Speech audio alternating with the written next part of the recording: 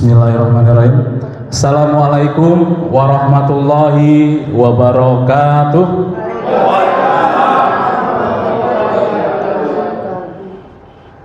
Mohon izin Bapak Ibu yang terhormat, Kepala SMP Negeri 6 Batang, Bapak Ibu guru yang saya hormati, mohon izin hari ini saya berdiri di sini dalam rangka diseminasi budaya positif di sekolah dalam rangka memenuhi tugas calon guru penggerak angkatan 9 pada modul 1.4 budaya positif. Perkenalkan, nama saya Ahmawan, saya calon guru penggerak dari SMP Negeri 6 Batang angkatan 9. Baik Bapak Ibu, sebelum kita mulai dari tayangan di depan mengenai judul budaya positif di sekolah, Bapak Ibu sudah mengetahui apa belum? Sudah belum nggih? Belum nggih? Iya. Barangkali sudah melaksanakan tapi belum tahu, oh ternyata saya sudah melakukan itu atau belum. Nah, nanti kita lihat apa budaya positif itu apa. Nih.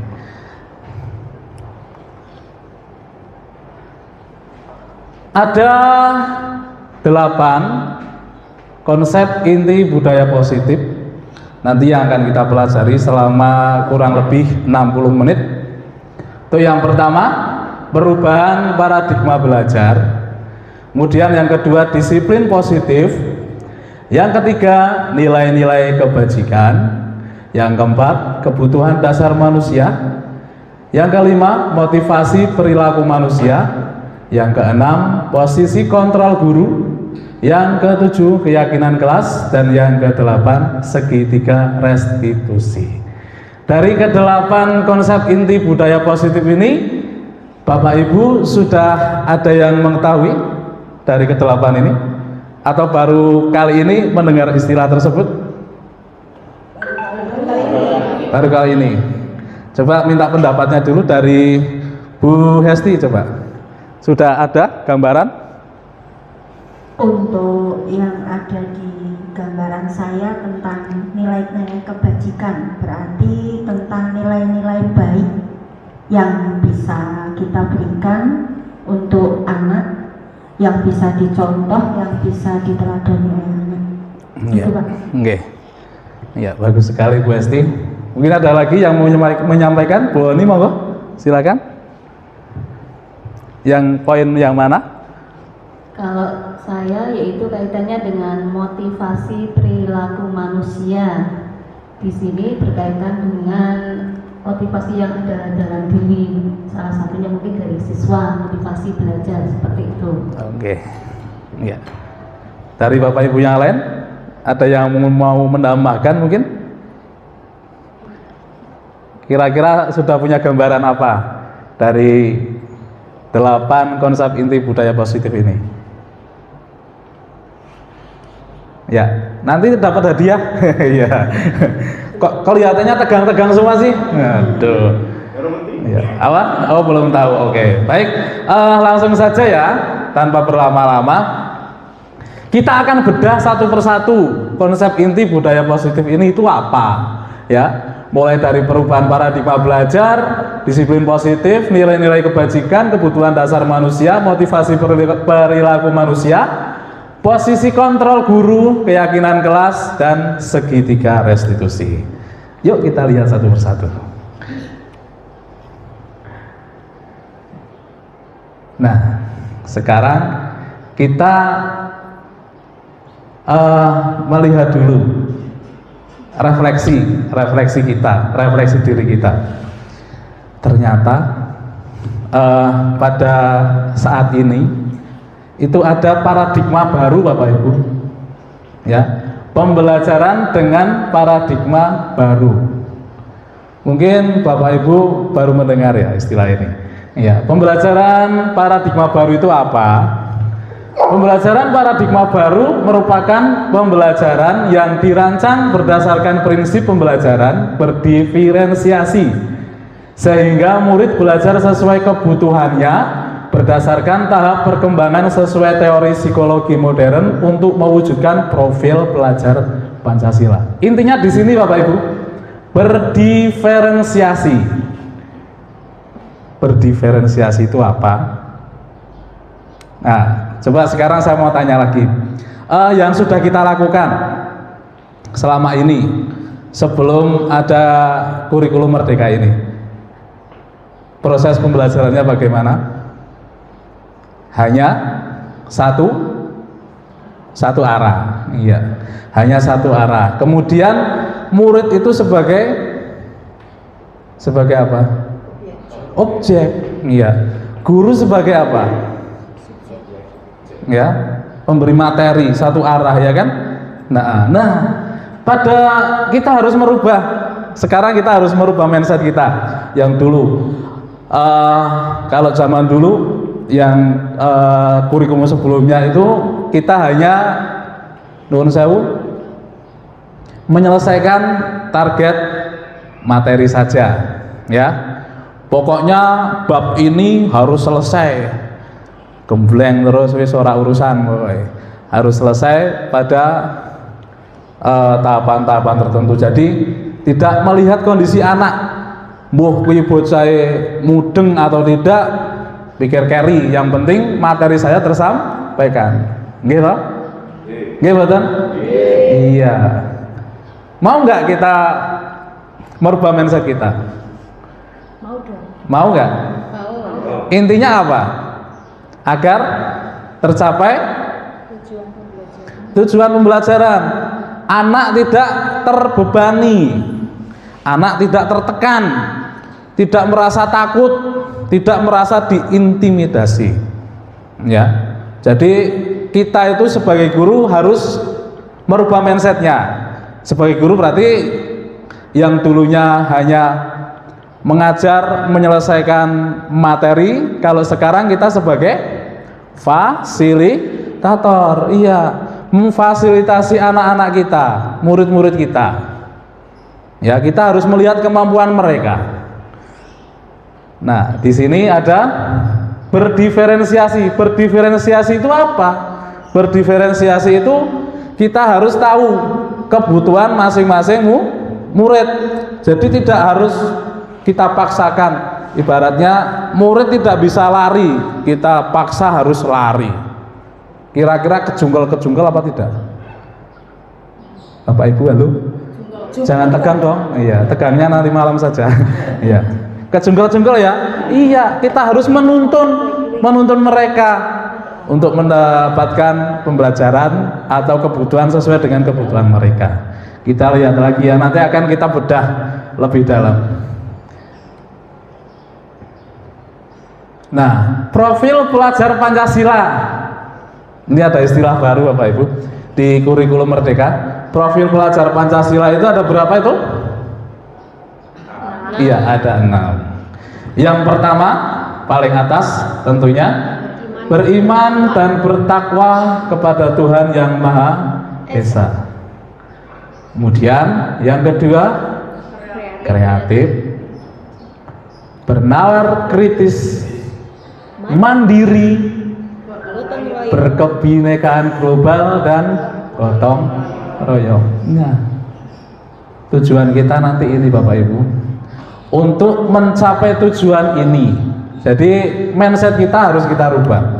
Yang dulunya hanya ngajar, menghabiskan materi saja, ditarget materi bab 1 harus selesai sekian hari, sekian pertemuan. Sekarang jangan lagi, nggih Bapak Ibu, mulai saat ini setelah kegiatan diseminasi ini, saya harap nanti Bapak Ibu bisa merubah mindset kita, belajar untuk menuntun murid-murid kita sesuai dengan kodratnya. Anak itu sudah membawa kodratnya masing-masing dari rumah. Sejak lahir mereka ada kodrat alam dan kodrat zamannya. Kodrat alamnya mereka sudah mempunyai kemampuan mereka sendiri, mulai dari lingkungan sekitar dan keluarga, mereka sudah punya kebiasaan-kebiasaan sendiri. Kemudian pada kodrat zamannya kita juga harus harus senantiasa membuka diri ya dengan perkembangan zaman sekarang ini. Jadi jangan menjadi ibaratnya jangan takut untuk keluar dari zona nyaman. Kita harus berani mencoba itu ya. Jangan sampai ketinggalan dengan anak-anak kita. Perkembangan teknologi sekarang itu sangat pesat. Jadi informasi apapun dengan mudah kita dapatkan dengan gadget, okay? Anak-anak sudah menggunakan itu semua. Jadi kita jangan ketinggalan, sampai ketinggalan informasi. Oke, setuju Bapak Ibu? Sepakat? Sepakat? Coba biar kita semangat. Tadi lupa ya, belum menyemangat pagi dulu ya. Yel-yel ya. Ya. Biar kita semangat yuk. Ikuti saya. Semangat pagi. Pagi, pagi, pagi. Ulangi. Semangat pagi, pagi, pagi, pagi. Luar biasa. Oke. Oh, berdiri. Oke ya, berdiri. Monggo Bapak Ibu. Ya. Semangat pagi. Pagi, pagi, pagi. Luar biasa. Tepuk tangan. Ya. Silahkan Bapak Ibu. Ya, jangan tegang ya. Kita sharing-sharing di sini. Jangan menganggap saya, aduh, jangan takut sama saya. Ya, saya sudah jinak. Kalau ada apa-apa nanti bisa sharing-sharing di sini. Kita mencoba untuk tukar pikir. Kalau dalam bahasa Jawa itu tukar pikir. Ya, apa yang saya dapatkan saya tularkan kepada Bapak Ibu guru. Nanti kalau ada masukan apa bisa kita diskusikan bersama di forum ini. Next. Nah, ini Bapak Ibu yang penting, mengubah paradigma stimulus respon ke pendekatan teori kontrol. Nah, ini Bapak Ibu. Yang belakang terlihat ya? Ya, stimulus respon tentang dunia dan teori kontrol tentang dunia. Ini berdasarkan pandangan teori kontrol ini. Ya, stimulus respon lawan teori kontrol. Nah, realita kebutuhan kita sama, oke? Realita kebutuhan kita berbeda kalau tentang dunia. Semua orang melihat hal yang sama. Setiap orang memiliki gambaran berbeda. Nah, ini kalau dulu, ini paradigma lama, ini paradigma baru, oke? Kalau dulu kita melihat semua murid itu sama, ya pokoknya kudu iso kudu iso. Dipaksa untuk bisa. Padahal kan kita tadi melihat kodrat murid-murid kita sendiri ya. Nah, tidak bisa semuanya harus manut kita kan enggak, karena mereka mempunyai keunikan tersendiri. Ada cara belajar mereka dengan teknik yang bagaimana dan bagaimana itu. Ini untuk menuju ke pembelajaran berdiferensiasi. Nah, kalau yang lama kita melihat mencoba mengubah orang agar berpandangan sama dengan kita. Tidak bisa kan? Kita memaksakan orang lain harus nurut sama kita kan enggak bisa, tidak bisa ya. Nah, pandangan yang baru bagaimana? Kita berusaha memahami pandangan orang lain tentang dunia. Gitu. Kemudian, perilaku buruk dilihat sebagai suatu kesalahan. Pokoknya kalau dulu kan wis salah ya salah. Ya, wis pokoknya ra iso dinyang, enggak bisa ditawar. Tidak. Kita harus melihat semua perilaku itu memiliki tujuan. Latar belakangnya apa? Anak melakukan kesalahan itu latar belakangnya apa? Harus kita selami, jangan kita hanya menyalahkan saja. Contohnya, anak tidak memakai sepatu, kamu nggak pakai sepatu, kamu harus lari 100 kali ya, kan nggak boleh. Kita harus komunikasi dulu dengan anak. Kenapa kok kamu nggak pakai sepatu? Sepatunya di mana? Kesingsal atau bagaimana kan? Iya. Kemudian orang lain bisa mengontrol saya. Ini yang lama. Yang baru hanya Anda yang bisa mengontrol diri Anda. Ya. Jadi kita harus tahu sendiri. Jangan disetir sama orang lain, begitu nggih. Saya bisa mengontrol orang lain. Kalau dulu kan pokoknya kudu manut saya. Kalau yang dulu, kalau sekarang kan tidak. Anda tidak bisa mengontrol orang lain, ya. Pemaksaan Anda pada saat rujukan gagal. Nah, kolaborasi. Kalau sekarang itu kolaborasi dan konsensus menciptakan pilihan-pilihan baru. Yang terakhir model berpikir menang atau kalah. Kalau sekarang itu model berpikirnya menang-menang. Nah, sampai di sini ada pertanyaan Bapak Ibu? Bisa saya lanjutkan? Sebelum saya lanjutkan, ada yang ngantuk ya? Iya. Jangan ngantuk, tadi kan sudah semangat pagi. Nanti kita semangat pagi lagi. Ya. Next ya. Oke. Yang kedua, disiplin positif. Nah ini, tadi kan kita mau membahas ini ya, disiplin positif. Ini menurut Diana Gosen menyatakan bahwa kata disiplin itu berasal dari bahasa Latin disciplina yang berarti belajar. Kata disiplina juga berasal dari akar kata yang sama, yaitu disiple atau murid atau pengikut. Diana juga menyatakan bahwa disiplin juga berkonotasi dengan disiplin diri siswa. Disiplin diri dapat membuat seseorang menggali semua potensi dirinya untuk mencapai suatu tujuan, sesuatu yang dihargai dan bermakna. Disiplin positif merupakan salah satu cara penerapan disiplin yang bertujuan untuk menumbuhkan kesadaran serta memberdayakan peserta didik tanpa imbalan, penghargaan, ancaman atau hukuman. Gitu nggih Bapak Ibu nggih. Tujuannya apa disiplin positif ini? Tujuan disiplin positif itu adalah untuk menanamkan motivasi kepada semua siswa kita agar mereka menjadi orang yang mereka inginkan dan menghargai diri sendiri dengan nilai-nilai yang mereka percaya. Motivasi ini berasal dari diri siswa atau internal, sehingga akan berdampak jangka panjang dan tidak akan terpengaruh dengan adanya hukuman dan hadiah. Kalau disiplin positif ini sudah terbentuk dari diri murid kita, ya, kita dengan mudah akan mengontrol mereka. Jadi tidak perlu kita berikan ancaman atau iming-iming hadiah, mereka sudah melakukannya dari kesadaran sendiri. Oh, kalau seperti ini tidak boleh, kalau seperti ini saya harus bagaimana. Mereka sudah mulai belajar untuk berpikir positif. Iya. Jadi kita sudah tidak capek-capek lagi mau pura-pura, oh kudu ngene, enggak. Anak sudah otomatis nanti. Kalau ini bisa kita terapkan dengan baik di sekolah kita, insya Allah sekolah kita akan menjadi lebih baik ke depannya. Setuju Bapak Ibu? Setuju ya? Siap untuk berubah? Siap. Ya, ikuti saya. Siap untuk berubah? Siap. Oke, terima kasih. Harus semangat. Ya, seperti saya sudah semangat dari tadi pagi. Ya, sarapannya sudah 2 kali. Jadi full baterainya. Lanjut Bapak Ibu ya.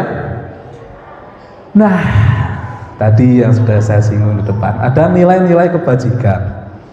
Kalau tadi dari Bu Hesti menyampaikan nilai kebajikan itu nilai yang baik dari diri sendiri, nggih? Itu ya Bu Hesti ya. Iya. Kita lihat nilai kebajikan itu apa? Pengertiannya adalah nilai yang disepakati bersama, lepas dari suku bangsa, agama, bahasa maupun latar belakangnya. Nah ini di luar itu. Contoh nilai kebajikan profil pelajar Pancasila tadi sudah saya singgung di depan, nggih. Ada apa? Beriman, iya, beriman kepada Tuhan, berakhlak mulia, berkebinekaan global, gotong royong, mandiri, kreatif dan bernalar kritis. Itu adalah tujuan profil pelajar Pancasila yang akan kita tanamkan kepada diri masing-masing murid kita. Lanjut. Kebutuhan dasar manusia. Enggak. Kebutuhan dasar manusia. Manusia itu punya kebutuhan dasar. Oke, kita sebagai makhluk ciptaan Allah Subhanahu wa taala itu kita punya kebutuhan dasar. Apa toh kebutuhan dasar itu Bapak Ibu? Ya, monggo kita lihat ya. Yang ngantuk-ngantuk nanti bisa Iya, bisa tidur. Kebutuhan dasar manusia. Kebutuhan dasar manusia adalah segala sesuatu yang kita lakukan untuk mendapatkan apa yang kita inginkan. Semua tindakan yang kita lakukan mempunyai tujuan tertentu, dan usaha terbaik yang kita lakukan adalah dalam rangka agar kebutuhan dasar kita terpenuhi dengan baik. Ini kebutuhan dasar manusia. Kita lihat ada apa saja toh kebutuhan dasar kita. 5 kebutuhan dasar manusia. Yang pertama, kebutuhan bertahan hidup. Kita butuh tempat tinggal. Butuh apa tidak? Butuh makan dan minum untuk bertahan hidup. Butuh ya?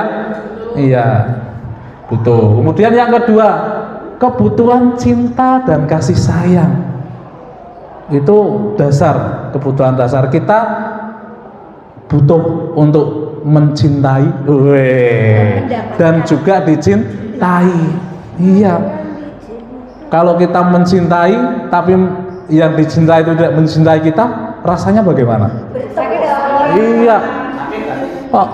Ambiar. Iya.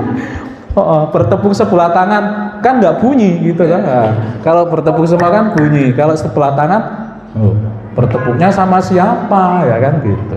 Kita butuh itu kebutuhan dasar kita. Rasa ingin mencintai dan dicintai orang lain. Ya. Dengan pasangan kita tentunya, dihargai, dicintai dengan keluarga kita, dengan teman-teman kita. Jadi kita harus saling mencintai, ya, menyayangi.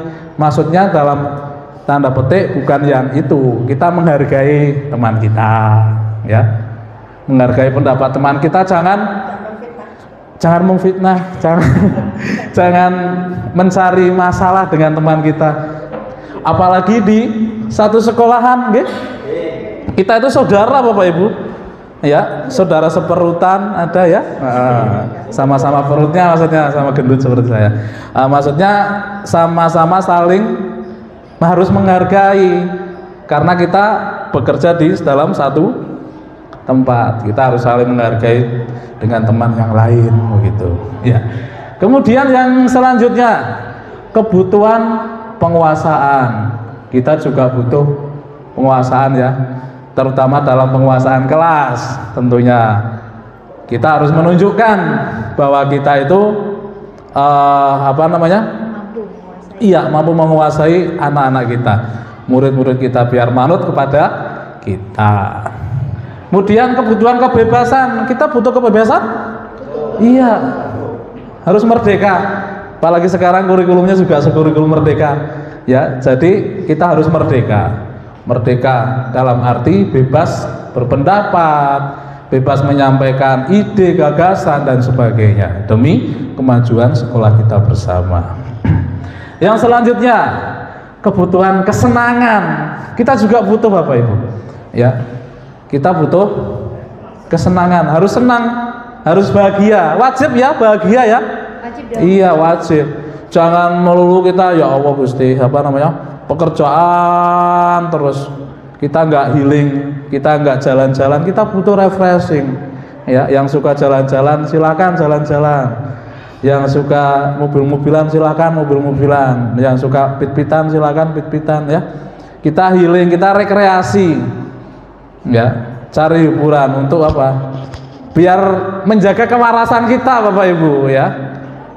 Kalau kita nanti mental kita tidak kita jaga, nanti bahaya, ya. Bisa mengakibatkan kuku kita panjang-panjang atau apa itu, ya. Nggak boleh.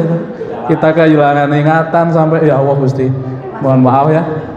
Jangan sampai itu terjadi pada kita. Ya, sampai maksudnya kuku kita panjang-panjang itu kita lupa merawat diri kita, ya, karena saking banyaknya kita terlalu sepaneng, ya. Jadi itu kita lupa untuk menyenangkan diri kita sendiri. Kita butuh itu, ya, butuh rekreasi, butuh refreshing Bapak Ibu. Oke, sepakat Bapak Ibu? Ya, sepakat. Jangan lupa bahagia kuncinya, oke? Untuk menjaga apa? Kewarasan. Iya, bagus. Iya. Lanjut nggih? Iya, karena saya hanya diberi waktu 60 menit Bapak Ibu. Iya.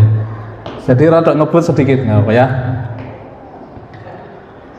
Nah, motivasi perilaku manusia ada dua faktor, motivasi ekstrinsik dan motivasi intrinsik. Kita lihat yang dari luar dulu, X ya, X itu dari luar, ekstrinsik. Yang pertama, untuk menghindari ketidaknyamanan atau hukuman, ya kan? Kita mesti menghindari itu kan? Ya enggak? Supaya aman itu bagaimana gitu kan? Yang kedua, untuk mendapatkan penghargaan atau imbalan dari orang lain. Ya, kita sering melakukan itu, ya enggak? Kita sudah melakukan ora dirogoni rasane piye. Ya, kita sudah berusaha keras melakukan sesuatu bar kuwi tidak ada yang menghargai kita, rasane piye? Ya Allah, gaweanku ora diajeni, ora dirogoni. Ya, biar sakitnya itu di sini, ya enggak? Nggih Bapak mboten, Bapak Ibu? Iya, harus nggih ya. Yang kedua, motivasi intrinsik. Itu dari dalam. Motivasi intrinsik kita lanjutkan Bapak Ibu ya. Kita berpacu dalam waktu ini. Nanti ada narasumber yang lain juga. Motivasi intrinsik itu untuk menjadi orang yang mereka inginkan dan menghargai diri sendiri dengan nilai-nilai yang mereka percaya. Ini intrinsik berarti yang dari dalam kita. Lanjut nggih? Iya. Nah, ini Bapak Ibu. Kita melihat tiga macam ini. Ada hukuman, konsekuensi, dan restitusi. Perbedaannya itu apa? Bisa dipersani nggih. Nanti materi ini akan saya share di grup Bapak Ibu, nanti bisa belajar di rumah untuk memperdalam, memperkaya ilmu. Sepakat ya? Iya. Jangan khawatir, nggak usah nyatat, nggak apa-apa. Ya. Hukuman itu tidak terencana atau tiba-tiba mak berdunduk ujuk-ujuk. Itu namanya hukuman. Murid tidak tahu apa yang akan terjadi atau tidak dilibatkan. Ya, murid itu tidak dilibatkan. Moro-moro, sekarang kamu jalan kaki, sekarang kamu lari 20 kali muteri lapangan pingpong misalkan ya. Terus yang selanjutnya bersifat satu arah, hanya satu arah saja. Di kowe pokoknya kudune ngene, kamu salah kamu harus bertanggung jawab ya. Sekarang kamu lari 100 kali muteri lapangan catur misalkan itu ya, pusing Bapak Ibu ya. Berupa hukuman fisik atau psikis, biasanya seperti itu. Ada yang suruh lari, ada yang suruh berdiri di depan kelas. Nah, itu sekarang nanti kita mulai merubah ya. Jangan galak-galak sama anak ya. Nggih. Saya juga sekarang nggak galak kok. Ya, dulu saya galak tapi sekarang sudah enggak. Setelah belajar ini, oh ya Allah, ternyata setelah mempelajari modul ini luar biasa. Guru penggerak itu luar biasa Bapak Ibu. Program guru penggerak, Bapak Ibu harus ikut program guru penggerak ya. Semangat, tepuk tangan buat guru penggerak. Iya, kita harus ikut. Yang belum ikut angkatan selanjutnya harus ikut ya. Ya, biar kita nanti sama-sama. Konsekuensi Bapak Ibu. Konsekuensi itu apa? Itu terencana, disepakati sesuai dengan peraturan. Ya, murid tetap dibuat tidak nyaman. Sikap guru selalu memonitor murid, mengawasi murid. Nah, restitusi Bapak Ibu. Restitusi itu proses menciptakan kondisi bagi murid untuk memperbaiki kesalahan. Proses kolaboratif yang mengajarkan murid untuk mencari solusi sendiri. Sekarang saya mau tanya Bapak Ibu. Dari ketiga ini, hukuman, konsekuensi, dan restitusi, yang terbaik ya, ketiga ini yang terbaik menurut Bapak Ibu yang mana? Restitusi.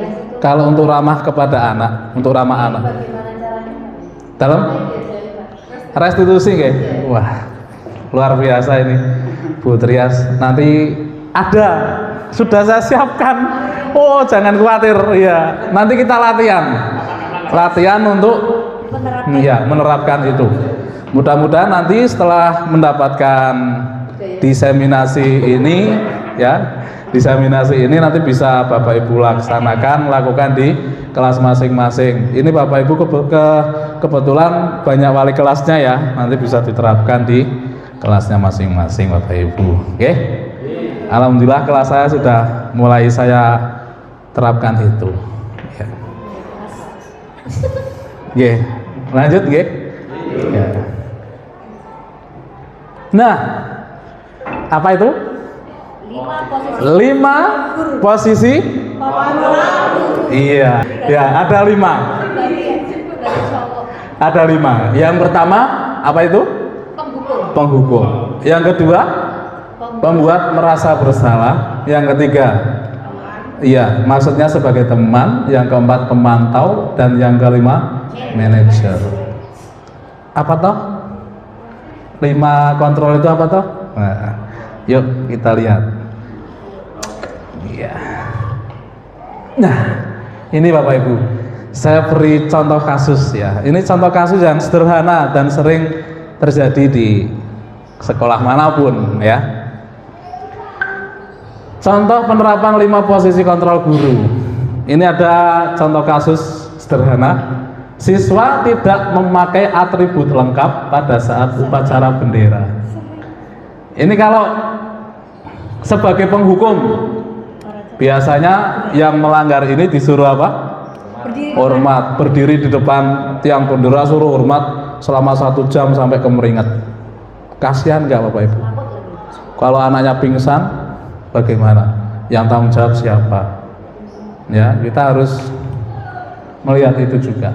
Kemudian yang kedua, membuat merasa bersalah. Ini contohnya. Biasanya kan kalau ada, maksudnya tipe Bapak Ibu guru ada yang seperti ini misalkan. Berapa kali ibu bapak harus memberitahu kamu itu selalu saja mengecewakan ibu atau bapak guru. Ya, anak itu merasa bagaimana? Gelo, ya Allah Gusti. Jebul aku sudah menyakiti Bapak Ibu guru ya. Iya, sakit rasanya. Dan itu membekas Bapak Ibu. Ya. Seperti di hati itu menancapkan duri-duri tajam. Lanjut ya. Jangan tegang Bapak Ibu, santai saja, santai-santai. Kita belajar posisi kontrol ya. Ya, sebagai teman. Nah, sebagai teman. Ayo dong ikuti peraturan sekolah. Tolong bantu ibu bapak ya sekali ini. Ya sudah, lain kali jangan sampai berbuat seperti ini lagi ya. Ya. Ini kalau posisi kontrol kita sebagai teman. Pemantau. Kamu sudah melanggar peraturan sekolah. Kamu tahu konsekuensinya? Setelah upacara kamu beli atribut di koperasi sekolah dan jangan diulangi lagi. Itu ya. Hanya melihat toh, wah itu. Terus di apa yang tidak pakai dasi misalkan, tidak pakai dasi. Kamu nggak pakai dasi, silahkan beli di koperasi ya. Itu. Hanya memantau saja. Lanjut. Yang terakhir, sebagai manajer, apakah kamu tahu kesalahanmu? Kalau manajer kan itu ya, biasanya gitu. Kira-kira bagaimana cara memperbaiki kesalahanmu? Hanya diberi pertanyaan dan tanpa solusi.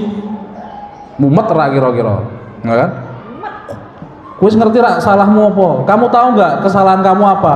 Tahu Pak. Tahu kan gitu kan, anak kan gitu lah. Terus kira-kira bagaimana cara kamu memperbaiki kesalahan kamu? Nah, tapi tanpa memberikan solusi. Kira-kira kita ada di posisi kontrol yang nomor berapa? Coba kita renungkan Bapak Ibu. Ya. Tergantung kondisi. Iya. Ya. Oke. Lanjut Bapak Ibu ya. Sekarang kita latihan. Biar tidak sepaneng, biar tidak tegang, kita mencoba untuk menelaah studi kasus ini. Saya punya permainan Bapak Ibu.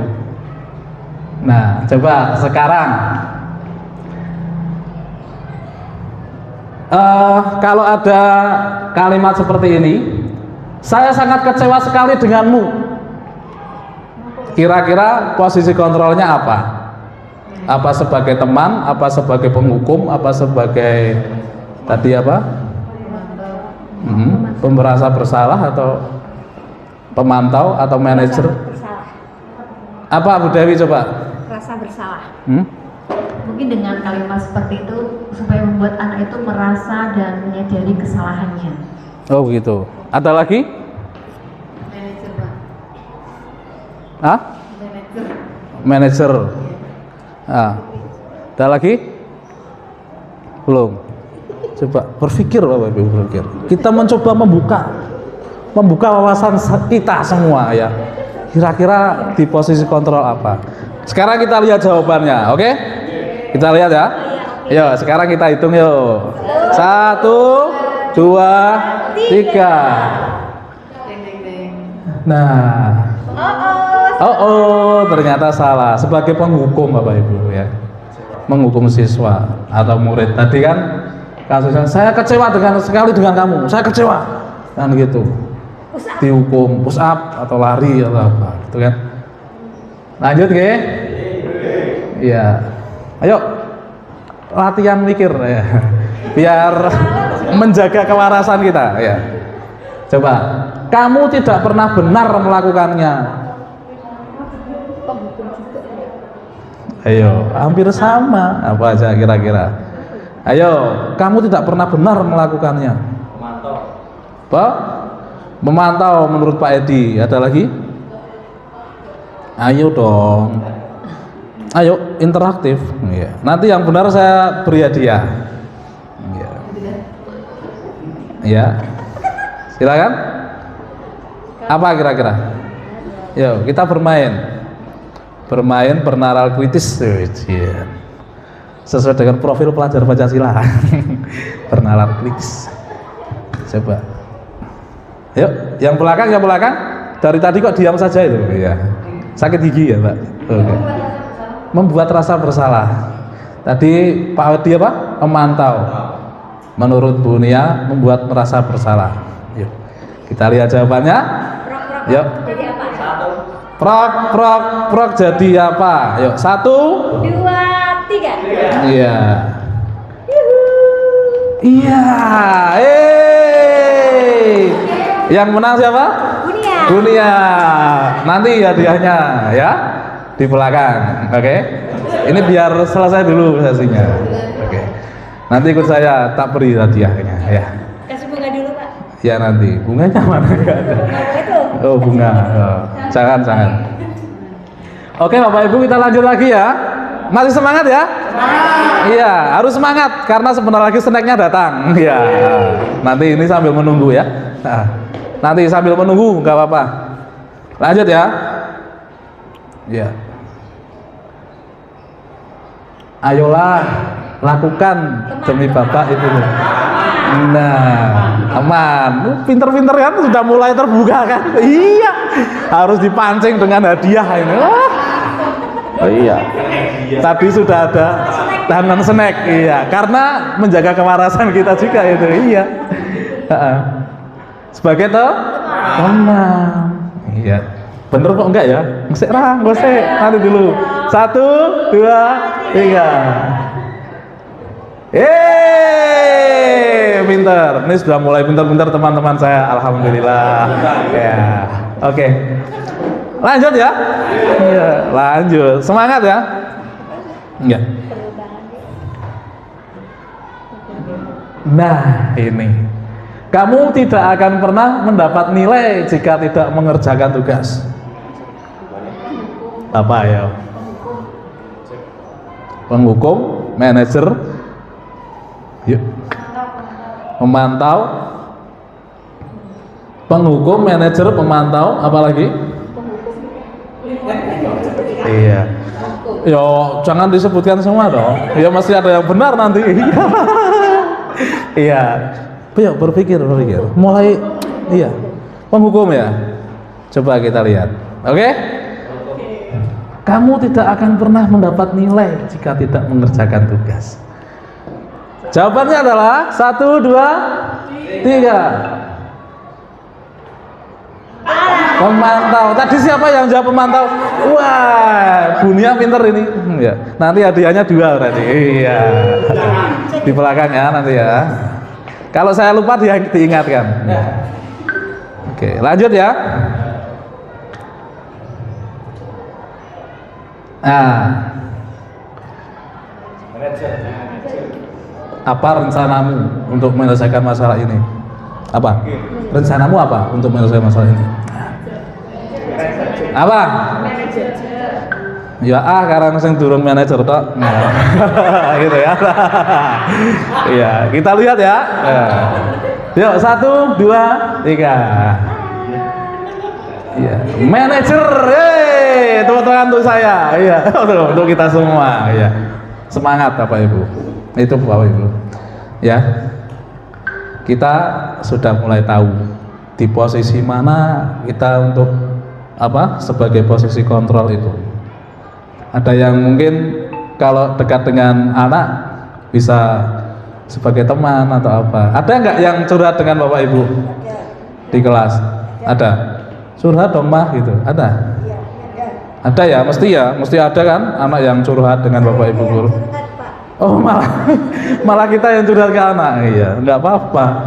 Saling mendengar. Lanjut nggih. Nah, sekarang ke materi selanjutnya. Untuk yang tadi sudah bisa dipahami ya? Iya, tidak ada pertanyaan, tidak ada. Terima kasih. Ya. Keyakinan kelas. Iya. Karena biasanya ditanya tidak ada pertanyaan, tidak ada gitu kan. Ya wis kalian saya jawab. Tidak ada pertanyaan, tidak ada ya. Keyakinan kelas. Mengapa keyakinan kelas bukan peraturan kelas? Kira-kira bagaimana? Kok keyakinan orang peraturan? Kok enggak peraturan? Mungkin supaya anak muda menjalankan itu. Mungkin ya. Pakai mic biar. Mungkin ketika menggunakan kata keyakinan, anak-anak bisa lebih menyadari, kemudian bisa mengikuti apa yang harus dilakukan yang menjadi kesepakatan dalam kelas. Berbeda dengan peraturan. Kalau peraturan mungkin anak merasa terbebani dengan aturan yang ada karena mungkin tidak berasal dari dirinya sendiri. Oh iya, tepuk tangan Bapak Ibu. Luar biasa ini. Ibu Dewi ini kemarin baru lolos CGP, iya, angkatan 10. Mudah-mudahan ya. Iya. Bagus, ini sudah mulai terbuka wawasannya Bapak Ibu ya. Tentang keyakinan. Kenapa kok harus keyakinan? Bukan peraturan. Kalau peraturan itu kadang anak sepele kan, ya kan? Tapi kalau keyakinan, kalau peraturan itu kan kalau salah mesti hukuman, ya kan? Tapi kalau keyakinan itu kesadaran dari diri kita sendiri. Sebagai contoh, misalkan kita naik sepeda motor.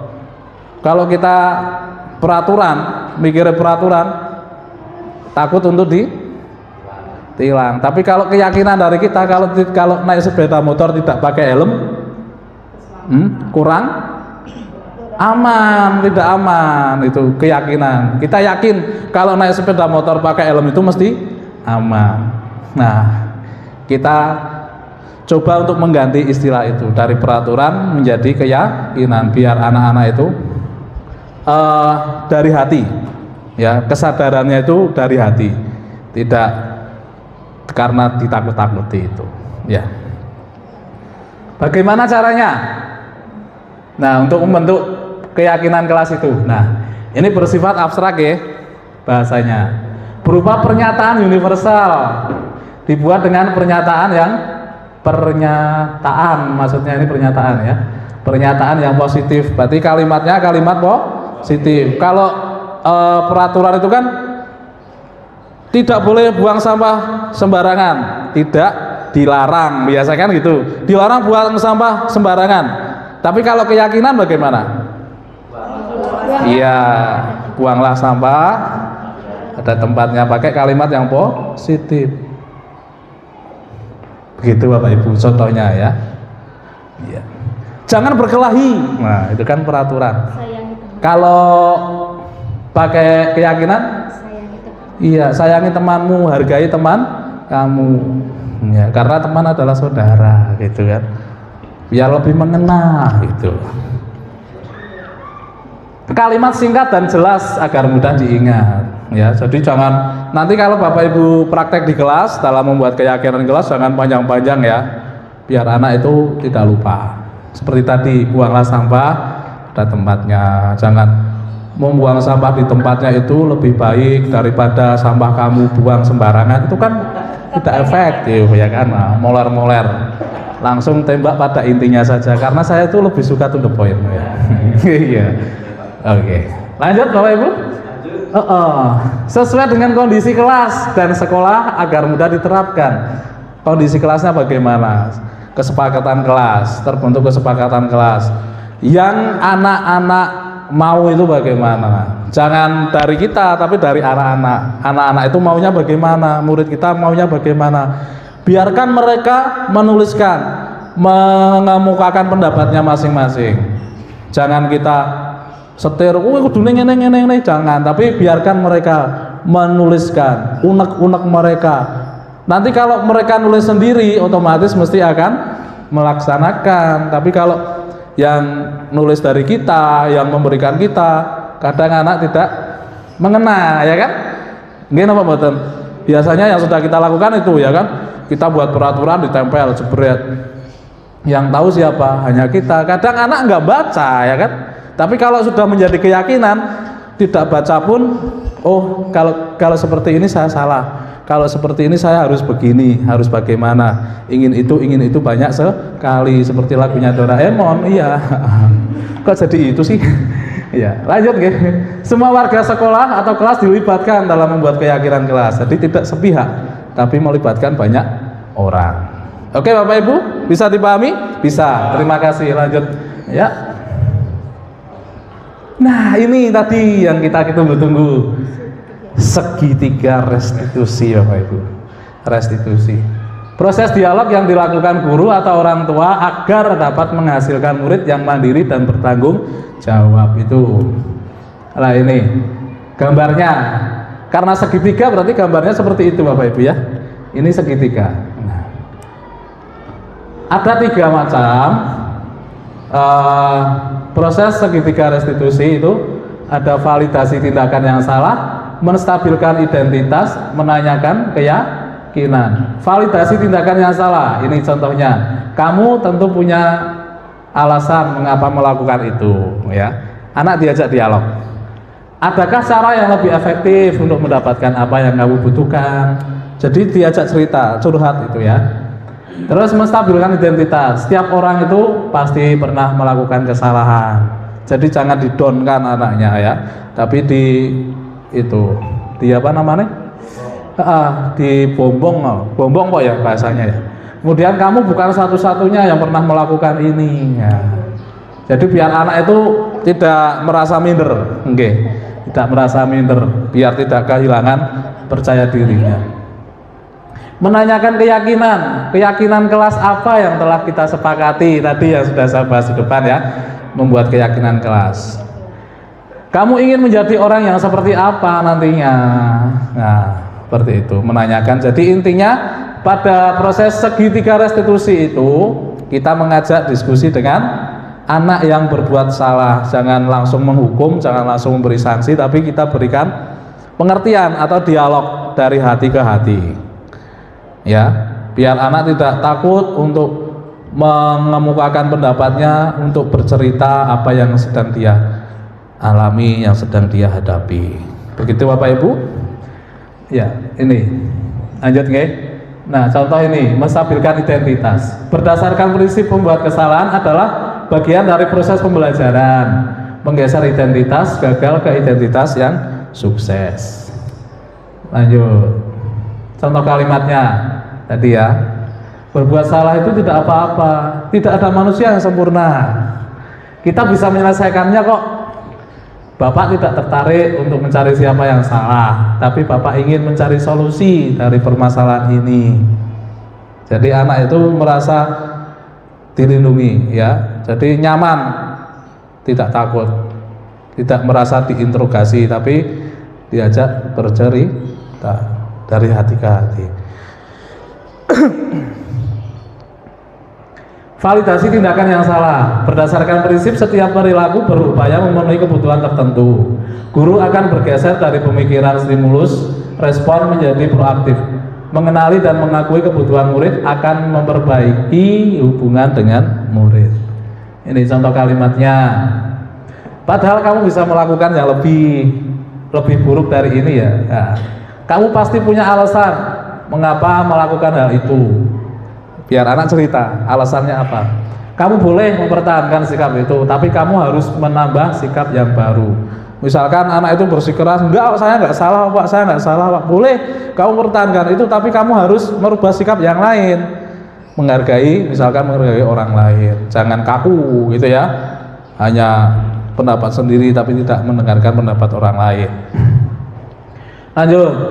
Menanyakan keyakinan kelas. Murid akan memberi pertanyaan-pertanyaan bermakna untuk memunculkan motivasi secara intrinsik, mampu mengaitkan keyakinannya dengan tindakan yang salah.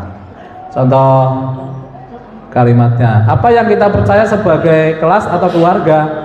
Apa nilai-nilai umum yang kita telah sepakati? Kamu mau jadi orang yang seperti apa? Anak diajak cerita. Intinya apa Bapak Ibu? Restitusi itu apa intinya? Dialog.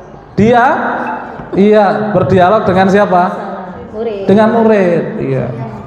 Kita cari permasalahannya bagaimana, kita tanya, kita ajak diskusi anak itu, ya. Biar tidak takut.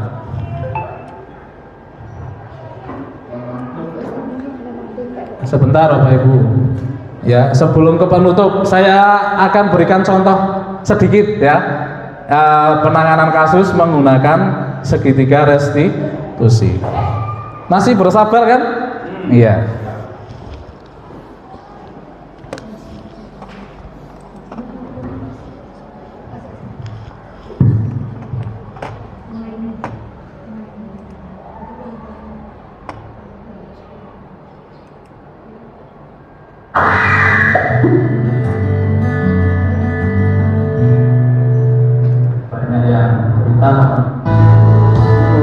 Nah,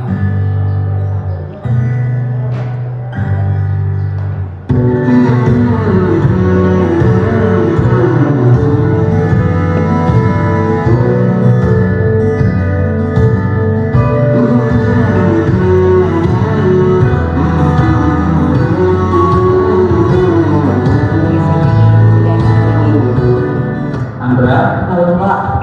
Kamu tahu panggil Bapak ke sini ada apa? Tidak tahu. Dulu juga Bapak Ibu guru yang lain itu banyak yang cerita. iya. Saya lucu ya. Andra, Iya. Terlalu besar itu. sudah beberapa hari kemarin kan, berangkatnya tak duduk sampai mengeluarkan lagi. Iya betul. Kenapa?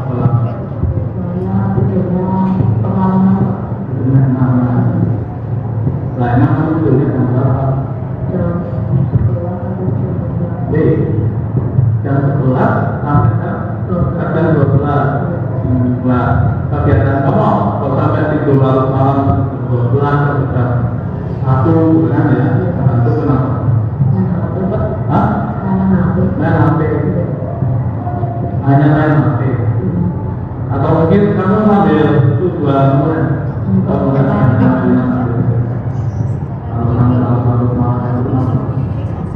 dari arti dari orang tua, nggak tahu kamu main HP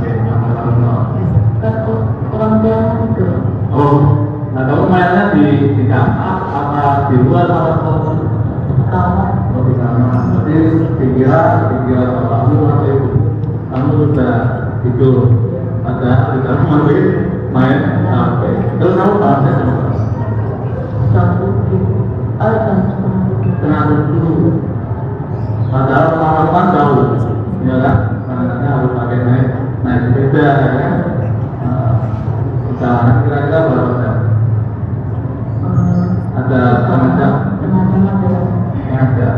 Nah iya, misalkan kamu berarti kalau berangkat bangunnya setengah 7, terus mandi, sarapan, apa tuh? Sarapan.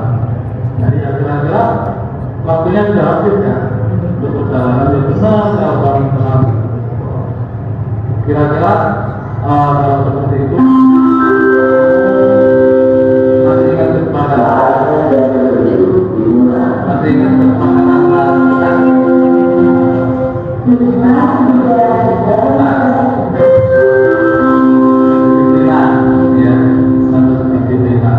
berarti Anda sudah melanggar kesepakatan kelas kita harus diterima. Nah, kira-kira Anda mau merubah itu? Dengan cara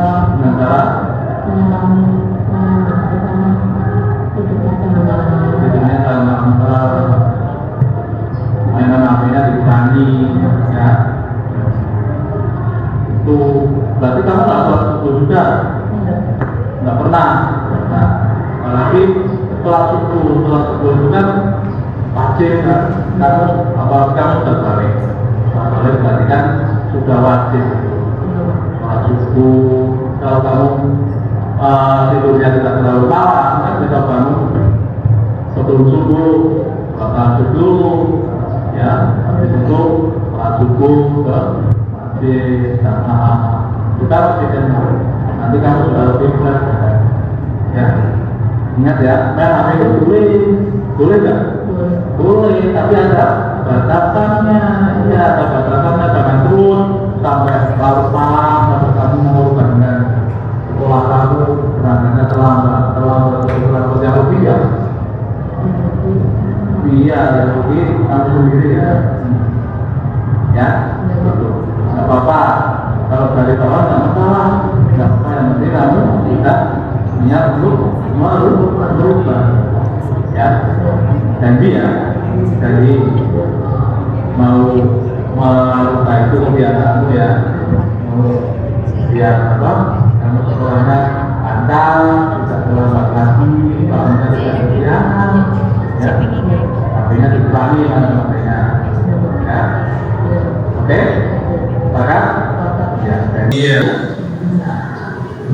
Nah, apalagi ya, masih ditunggu. Makasih lagi. Assalamualaikum warahmatullahi wabarakatuh. Saya Al-Fatah dari kelas 7B. Saya senang sekali berdiskusi dengan Pak Allah tentang kesenian. Dari diskusi tersebut saya tahu dan saya ingin membawa kebiasaan hidup saya menjadi lebih baik dari depannya. Terima kasih Pak. Assalamualaikum warahmatullahi wabarakatuh.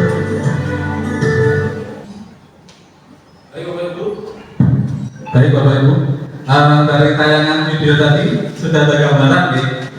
Iya, tentang apa? Iya, restitusi. Intinya kita berdialog dengan siswa, jangan semata-mata anak salah ya harus kita hukum. Hukuman yang di benak kita yang salah yang dihukum jangan. Karena mereka juga manusia, ya, yang butuh kasih sayang juga. Kalau kita pendekatan kita dengan cinta, Bapak Ibu, ya, kita harus merubah pendekatan kita pada murid kita dengan apa? Cinta. Seolah-olah itu anak-anak itu ya anak kita. Jadi memperlakukan anak-anak didik kita, murid-murid kita itu seperti kita memperlakukan anak kita sendiri, dengan cinta, dengan kasih sayang yang kita beri. Biar anak itu menjadi lebih baik tentunya. Sepakat Bapak Ibu? Siap untuk merubah kebiasaan kita yang dulu? Siap ya? Siap untuk merubah Bapak Ibu? Siap. Oke, mantap. Ya, tepuk tangan.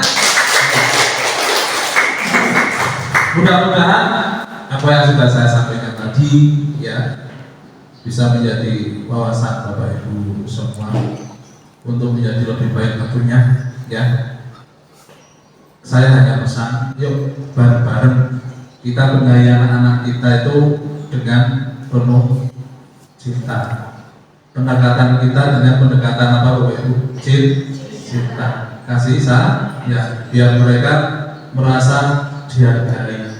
Jadi tidak kita semata-mata guru itu harus dihargai itu enggak, tapi kita juga bisa menghargai anak-anak, mengerti perasaan anak. Kita harus mengerti anak itu mempunyai masalah apa, kita diskusi bareng, duduk bareng, kita jangan salah yo boleh dihukum, jangan melulu hukuman saja, itu tidak menyelesaikan masalah, itu malah menambah masalah.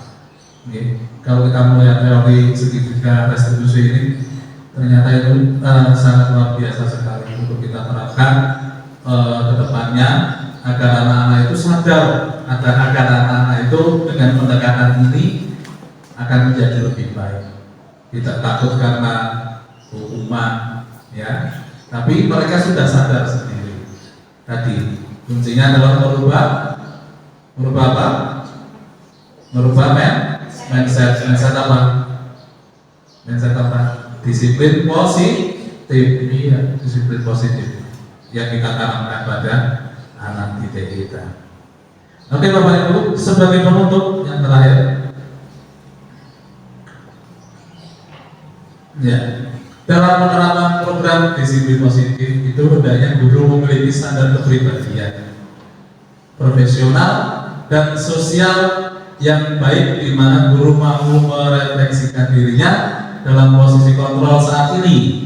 Bagaimana perjalanan dirinya sebagai ngomong ya Bapak Ibu, manajer yang menuntun murid-muridnya menjadi insan yang mandiri, merdeka dan bertanggung jawab. Oke Bapak Ibu, sampai di penghujung acara ini ada yang mau disampaikan? Tidak ada, oke? Cukup ada, oke? Monggo Bapak, sekedar. Ini untuk segitiga apa tadi? Restitusi itu intinya kan untuk memperbaiki kesalahan siswa. Nah, yang saya tanyakan, apakah cara yang sama ini bisa diterapkan untuk anak-anak yang sudah benar, kemudian jangan sampai melanggar aturan itu. Maksudnya diterapkan ke anak-anak yang tidak melakukan kesalahan. Kira-kira untuk meningkatkan diri. Terima kasih Bapak Agus Kusono. Ya, pertanyaan yang sangat luar biasa sekali. Iya, bagus sekali Bapak. Tidak melulu anak yang berbuat salah, tapi kita juga bisa kita terapkan pada anak-anak kita yang sudah sesuai dengan jalur untuk lebih, intinya berarti kita mengingatkan. Nah, dengan apa? Dengan tadi, dengan keyakinan kelas tadi, ya, yang keyakinan kelas yang kita buat dengan bersama anak-anak itu, biar itu tertanam pada diri anak-anak kita, pada murid-murid kita, agar kita melakukan kesalahan, agar tidak melanggar kesepakatan kelas atau keyakinan kelas yang kita buat bersama. Oke, kata Bapak ya. Iya, terima kasih Bapak Ibu. Ada lagi? Cukup ya? Oke.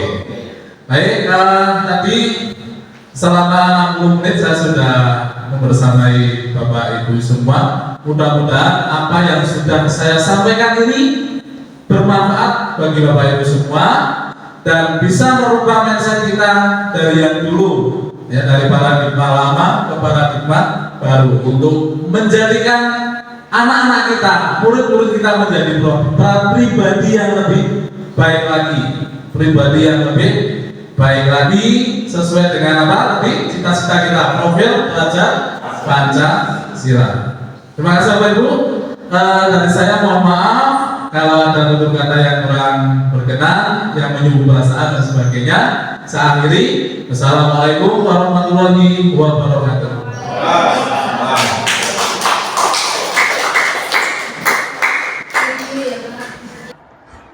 Bismillahirrahmanirrahim. Assalamualaikum warahmatullahi wabarakatuh. Waalaikumsalam warahmatullahi wabarakatuh. Selamat siang anak-anak. Siang. Bagaimana kabarnya hari ini? Iya, biar semangat. Ya, ini sudah istirahat semua ya? Sudah istirahat semua, mestinya energinya sudah bertambah tentunya ya. Biarpun sudah siang, tapi tetap semangatnya semangat. Iya, semangat pagi. Semangat pagi. Pagi. Luar biasa.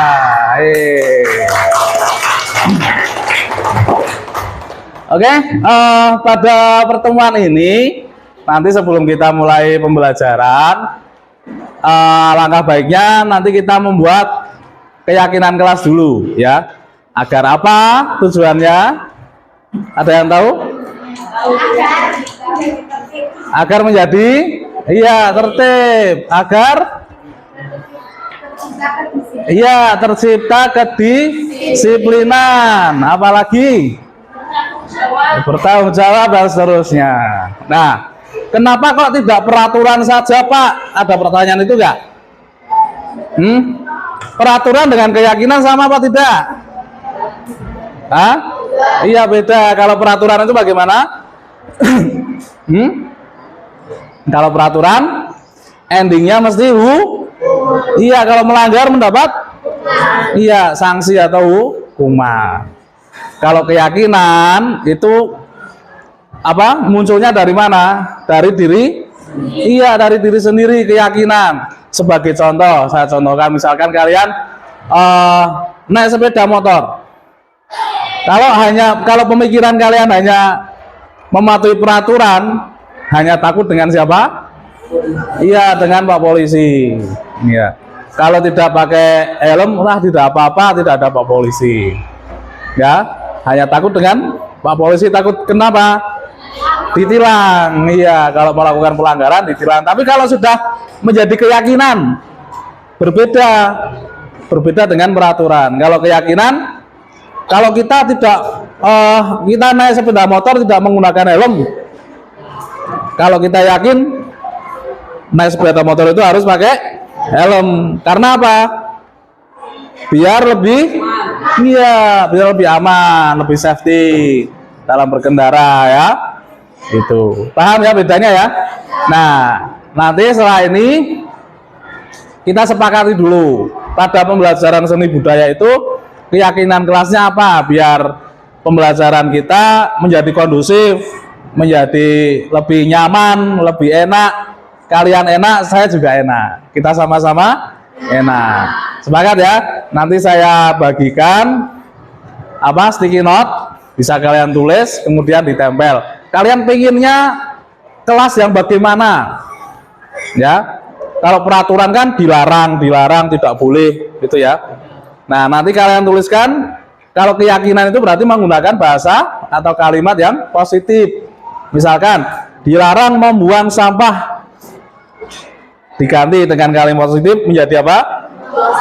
Ya, buanglah sampah pada temannya. Kok temannya toh? Tempatnya. Iya, buanglah sampah pada tempatnya. Gitu. Sebagai contoh semacam itu. Bisa dipahami? Bisa? Iya. Coba ya. Ya. Nanti kalian tempelkan di sini. Sudah saya sediakan ini. Nah, ini ya.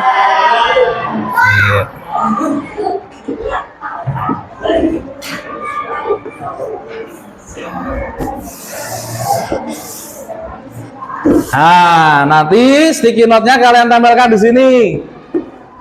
Akan kita seleksi nanti apa yang sudah menjadi keyakinan kelas kita. Nanti kita rangkum, kita resum, kemudian ditulis. Kalau sudah jadi ditulis, kemudian ditempelkan di kelas biar semuanya mengingat. Gitu. Bisa dipahami? Iya. Bisa kita mulai ya?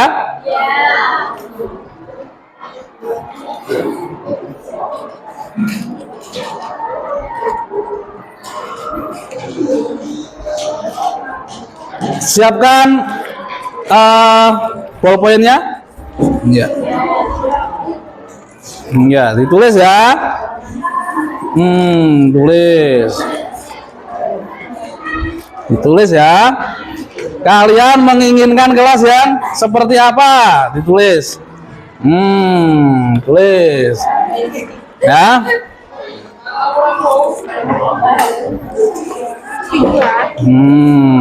Ditulis. Ya.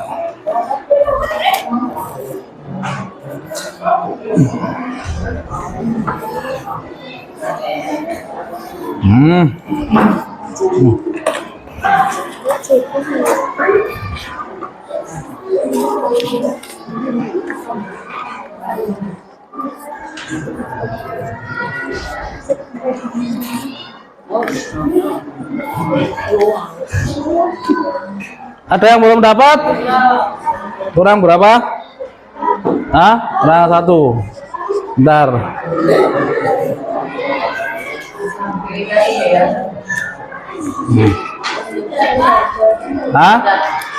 Oh, sudah ada.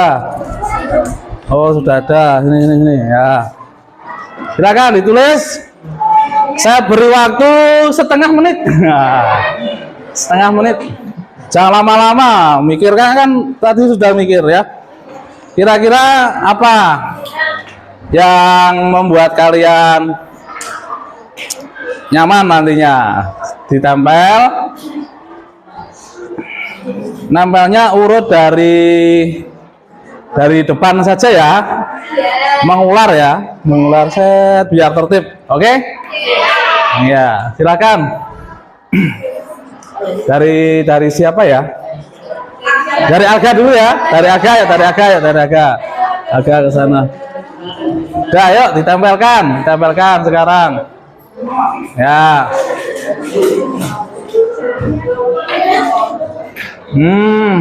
Yuk ditempelkan.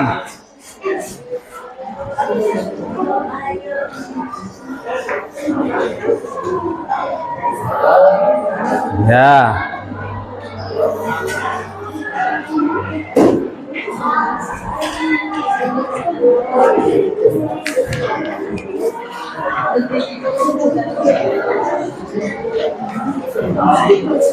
Ya, silakan.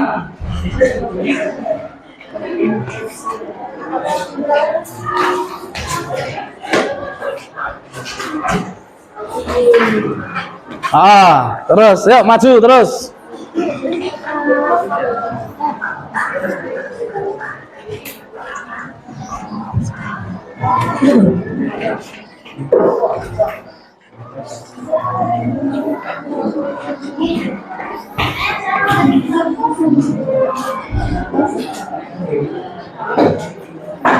Yuk.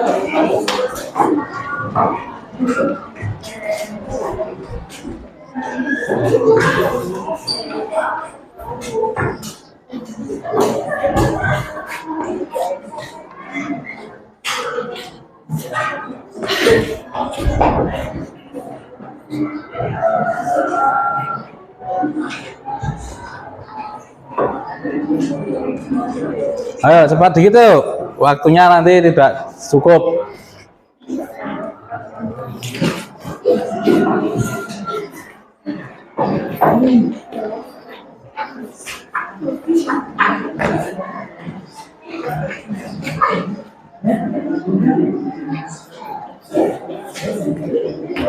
Ya. Nanti saya minta bantuannya ya untuk menyeleksi. Kira-kira yang sama atau mirip diseleksi, tidak usah. Nanti kita rumuskan bareng-bareng, oke? Oke. Iya.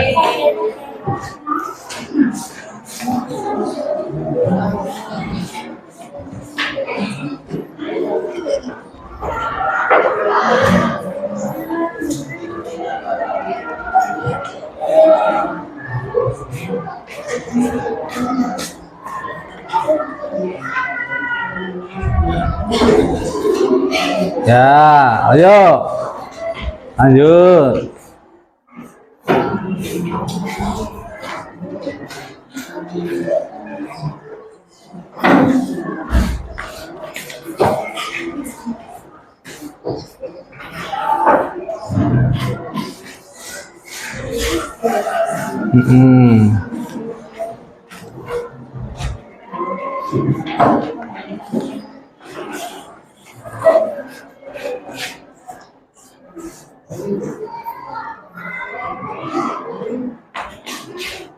Yuk.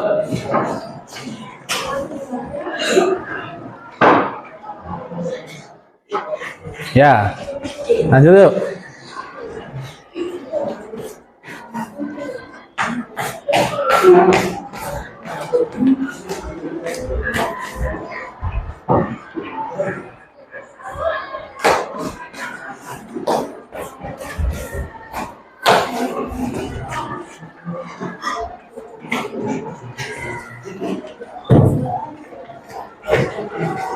Ya, oke, sudah ya. Saya minta 2 anak. Ya, perwakilan 2 anak siapa yang mau jadi sukarelawan? Ayo, cepet yuk. 2 anak untuk menyeleksi. Ya, silakan Lisa, sama siapa? Ya, satu lagi yuk. Siapa? Ardel. Ardel, ayo Ardel. Yuk diseleksi bareng yuk. Bersama-sama ya. Ini adalah tulisan kalian ya. Nanti jadi apa yang sudah menjadi keyakinan kelas ini harus kita sepakati bersama ya. Jangan hanya sekedar tulisan saja, tapi juga dilaksanakan. Sepakat ya? Yo, sekarang kita seleksi dulu. Yang sama-sama dipindah ke sana. Nah, ini misal ini kan ada 2 loh, ambil 1. Ya, terus apa lagi? Ini juga ini. Nah, jujur dan mandiri ada berapa itu? Yang mirip-mirip diseleksi. Iya. Pintar. Ini. Bersikap baik, ramah dan santun. Ada nggak santun? Ada ya? Ya ada. Bil.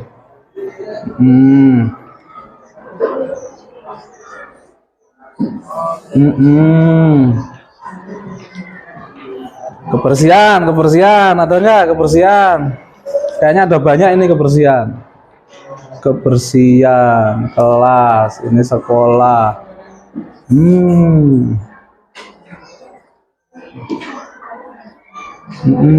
Apalagi yuk. Kalau yang sama-sama dinaikkan biar nggak bingung. Ya.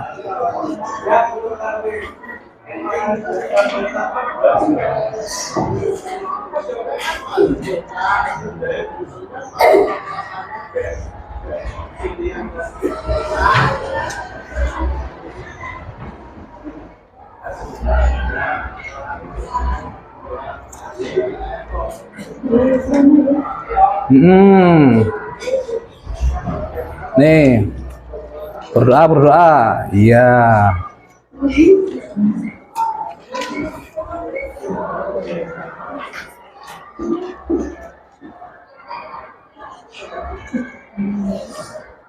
Saling menghormati, menolong. Nah, Mbak, kita ambil yang mana ini?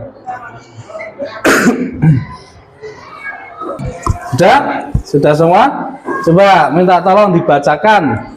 Nih, Tisa dulu, nanti gantian sama Ardel. Nah, taruh sini ya. Biar suaranya masuk ya. Bersikap baik, ramah dan santun. Bersikap baik, ramah dan santun, sepakat? Ya, kalian harus bersikap baik, ramah dan santun kepada siapa? Semua orang. Iya, semua orang, semua warga sekolah. Oke ya. Yuk, yang kedua. Berpakaian rapih dan sesuai setiap hari. Berpakaian rapih dan sesuai setiap hari. Ya, maksudnya apa? Sesuai dengan apa? Sesuai dengan jadwalnya.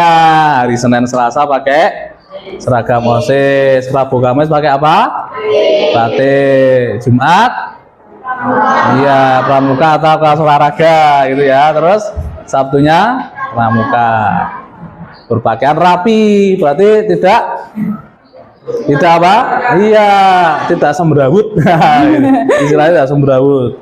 Ya, sepatunya juga seragam, warnanya hitam. Ya, lanjut Tisa. Berdoa sebelum dan sesudah belajar. Iya, berdoa sebelum dan sesudah belajar. Doa itu penting ya anak-anak ya. Iya. Karena apa? Berdoa itu kita memohon kepada Allah agar kita mendapatkan ilmu yang bermanfaat nantinya. Ya. Lanjut. Mengembalikan barang yang sudah dipinjam dengan mengucapkan terima kasih. Ya, mengembalikan barang yang sudah dipinjam dengan mengucapkan terima kasih. Minimal itu ya, yang sudah pinjam barang dengan temannya mengucapkan terima kasih itu ya. Ya, lanjut.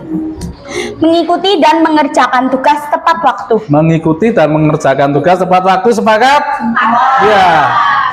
Waktu yang sudah ditentukan. Misalkan jadwalnya hari Senin depan dikumpulkan, berarti Senin depan dikumpulkan. Jangan sampai, aduh Pak belum selesai. Nah, kalau sudah menjadi keyakinan kelas kita harus Sepakat. iya, disepakati dilaksanakan. Yuk, lanjut.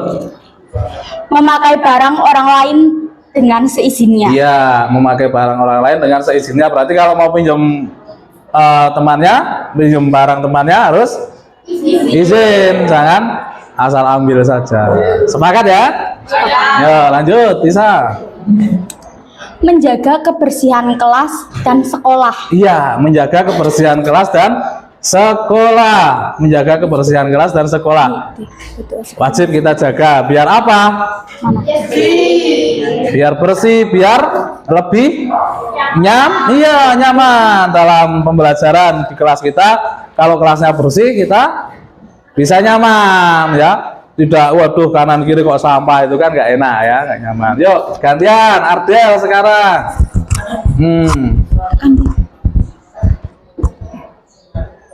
Ya, Ardelia silakan. Hadir tepat waktu. Hadir tepat waktu. Hadir tepat waktu ya, jangan ada yang telat. Nanti kalau kita masuknya jam berapa toh? Iya, jam 7. Jam 7 itu harus sudah masuk. Berarti sebelum jam 7 kalian harus sudah sampai di sekolah. Kalau terlambat yang rugi siapa? Iya, nanti kalian yang ketinggalan sepur, ketinggalan pelajaran gitu ya. Ya, lanjut Ardel. Saling menghormati, menyayangi dan bekerja sama. Saling menghormati, menyayangi dan bekerja sama. Dalam satu kelas, kita harus saling menghormati, saling menyayangi satu sama lain. Dalam arti bukan menyayangi itu ya Riyandi ya, maksudnya saling menghormati orang lain, menghargai temannya, tidak ada pembuli ya, tidak ada bullying, mengejek temannya, memanggil temannya dengan nama orang tua. Siapa yuk yang sering ada? Ya, oke, yang sudah nggak apa-apa. Tapi nanti setelah keyakinan kelas ini kita buat, mulai kita rubah ya. Yang kebiasaan buruk itu dihilangkan. Oke, sepakat? Ya, lanjut. Belajar dengan bersungguh-sungguh. Belajar dengan bersungguh-sungguh. Sepakat? Ya, kalau ada Bapak Ibu guru sedang mengajar di depan, ya kalian mengikutinya dengan sungguh-sungguh, jangan bersanda ya, nggak boleh bersanda ada waktunya sendiri. Oke, ya lanjut. Bersikap saling tolong menolong. Bersikap saling tolong menolong tadi ya, saling membantu dengan temannya, tentunya dalam hal yang kebaikan, bukan bersifat saling menolong pada saat ulangan ya. Saat ulangan nyontoni temannya itu boleh apa tidak? Boleh. Ya, kalau tolong menolong boleh, tapi dalam hal kebaikan ya. Kalau dalam ujian, ulangan, asesmen kalian nyontoni temannya, Pak lah saya menolong teman Pak ya, itu sudah tidak masuk kriteria ya.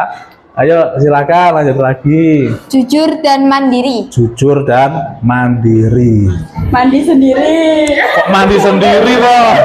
Iya. Jujur dan mandiri, kita harus bersikap jujur, latihan, bukan jujur kacang hijau, bukan. Jujur ayam, bukan. Itu bubur ya. Kita harus jujur.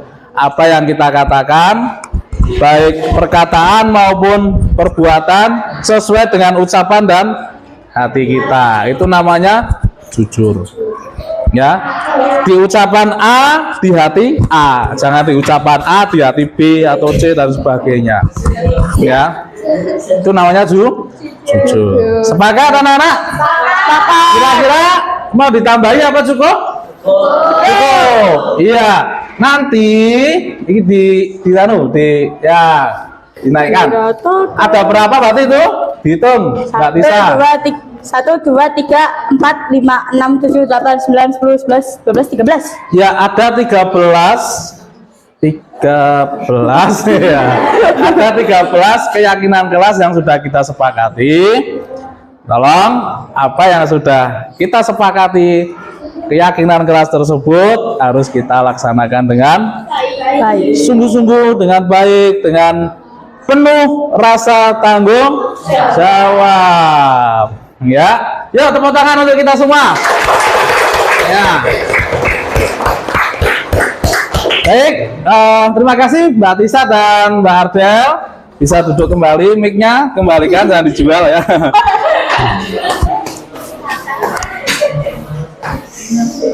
Terima kasih Mbak Tisa dan Mbak Ardel sudah membantu Pak Wawan ya dalam membacakan itu. Kemudian sekretaris kelasnya siapa?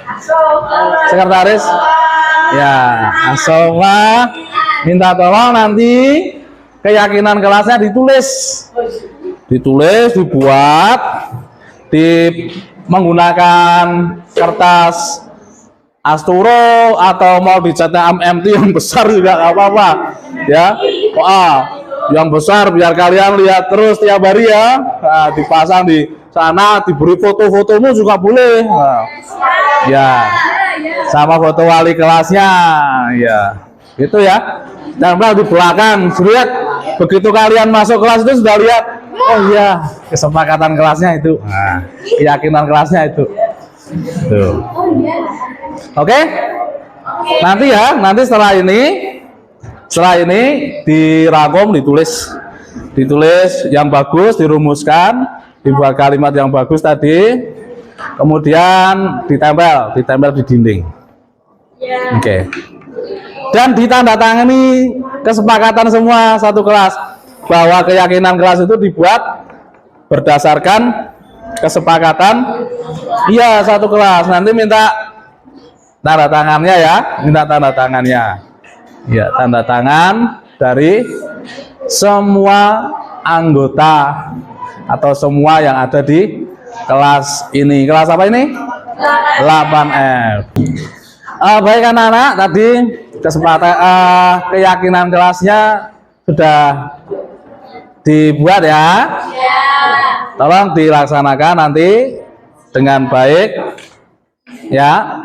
Harapan saya apa yang sudah menjadi keyakinan kelas kita harus kita yakini benar-benar kita laksanakan juga dengan sungguh-sungguh. Terima kasih atas waktunya. Saya akhiri. Assalamualaikum warahmatullahi wabarakatuh. Waalaikumsalam warahmatullahi wabarakatuh. Semangat pagi. Pagi. Luar biasa.